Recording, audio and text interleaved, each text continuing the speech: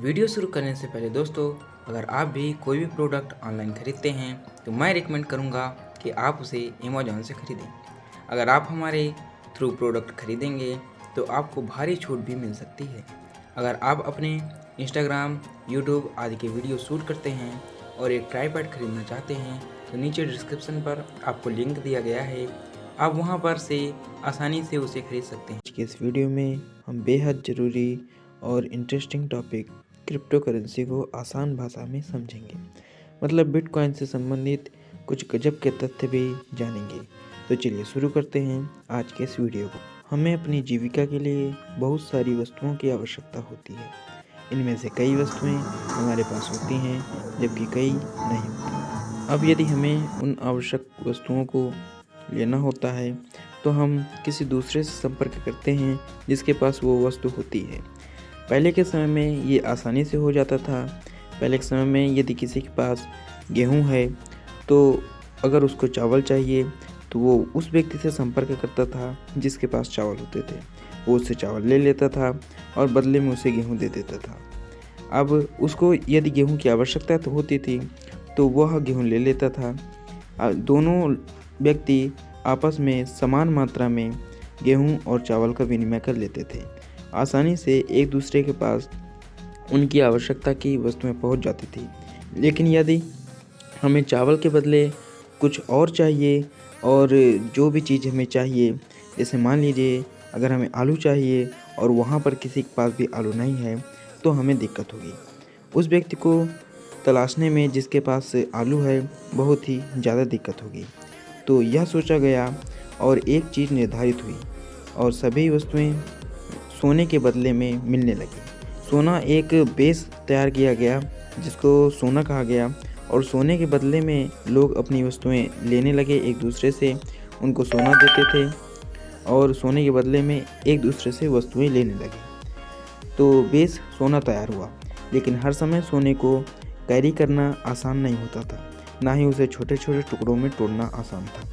अब आवश्यकता थी एक ऐसी वस्तु की जो कैरीबल हो, मतलब आसानी से ले जाई जा सके, वह हमारी आवश्यकता की वस्तु भी उपलब्ध करा दे। अब करेंसी अर्थात मुद्रा जारी हुई। इसे कैरी करना भी आसान था और विभिन्न नंबर की मुद्रा के कारण बांटना भी आसान था। पहले प्रत्येक देश में जितना सोना होता था उतनी ही मुद्रा वह छाप सकता था। मतलब अभी तक मुद्रा में या धन में जो भी मुद्रा थी उसमें स्थिरता थी। लेकिन 15 अगस्त 1971 को यूएसए के 37th प्रेसिडेंट रिचर्ड निक्सन ने यह व्यवस्था अर्थात सोने व करेंसी का जो संबंध था उसे समाप्त कर दिया। अब हमें केवल सोने पर ही नहीं गवर्नमेंट पर विश्वास करना पड़ा। मतलब गवर्नमेंट कितनी ही मुद्रा छाप सकती थी और उसे बंद भी कर सकती थी। अब अपने हिसाब से गवर्नमेंट सोने के आधार पर नहीं, अपने हिसाब से मुद्रा छाप सकती थी जितनी वो चाहे और उसे बंद भी कर सकती थी।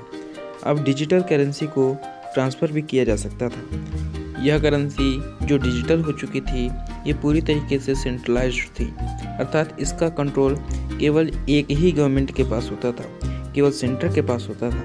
2009 तक इसका कोई हल नहीं निकला था। इस पावर सेंट्रलाइज्ड मतलब करेंसी का मतलब ऐसी करेंसी जिसका गवर्नमेंट के पास ही कंट्रोल होता था, उसे डिसेंट्रलाइज मतलब विकेंद्रित करना, अर्थात यह कंट्रोल केवल सरकार के पास न रहे बल्कि यह पब्लिकली भी हो जाए, इसे करना बाकी था। 2009 में एक पेपर पब्लिश हुआ जिसके लेखक संतोशी नाकामोटो थे। लेकिन मज़ेदार बात यह है कि आज तक किसी को यह नहीं पता कि संतोशी नाकामोटो कौन है, वे मेल हैं या फीमेल हैं या कोई वो संस्था है। यह एक रहस्य ही है। 2009 से 2011 तक ये बहुत ही चर्चा में रहे। इन्होंने बिटकॉइन का कॉन्सेप्ट दिया था, लेकिन 2011 के बाद ये अचानक गायब हो गए। लेकिन बिटकॉइन अभी भी है। इस पर किसी गवर्नमेंट या व्यक्ति का कोई कंट्रोल नहीं होता। यह वही रूप था जब गवर्नमेंट का कंट्रोल पूरी तरीके से करेंसी पर होता था। सोने के बाद अर्थात 1971 के बाद जब गवर्नमेंट का पूरी तरीके से कंट्रोल करेंसी पर हो गया था, तब इस कॉन्सेप्ट की बहुत चर्चा हुई, अर्थात एक ऐसी करेंसी बनाई जाए जो डिजिटल हो और जिसका कंट्रोल पूरी तरीके से गवर्नमेंट के पास ही केवल ना रहे, उसका कंट्रोल पब्लिक के पास भी रहे, उसे प्रत्येक व्यक्ति देख सकें। तो अब इस बिटकॉइन का कंट्रोल गवर्नमेंट या किसी संस्था या व्यक्ति के पास नहीं होता था, ठीक उसी प्रकार इसका कंट्रोल किसी व्यक्ति या संस्था के पास नहीं होता है। जिस प्रकार आप इस प्रकार समझ सकते हैं, जिस प्रकार इंटरनेट का कोई भी नियंत्रण किसी व्यक्ति या संस्था या गवर्नमेंट के पास नहीं होता।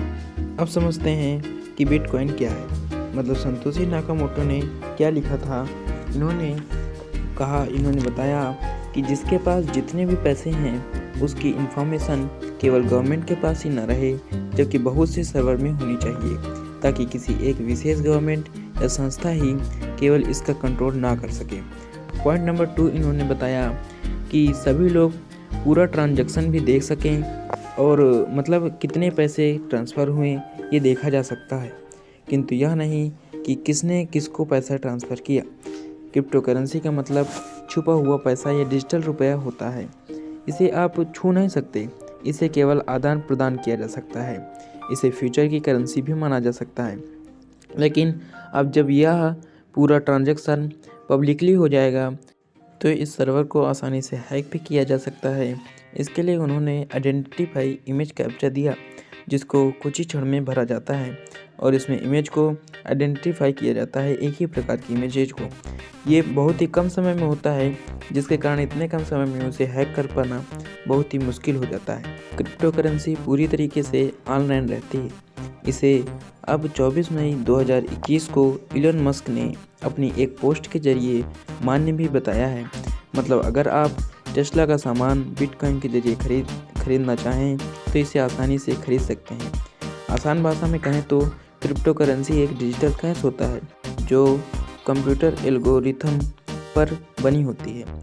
शुरुआत में बिटकॉइन को अवैध कर दिया गया था, लेकिन बाद में बिटकॉइन की बढ़ती लोकप्रियता के चलते इसे कई देशों ने लीगल भी कर दिया है। कुछ देश तो अपनी खुद की क्रिप्टो करेंसी तक ला रहे हैं।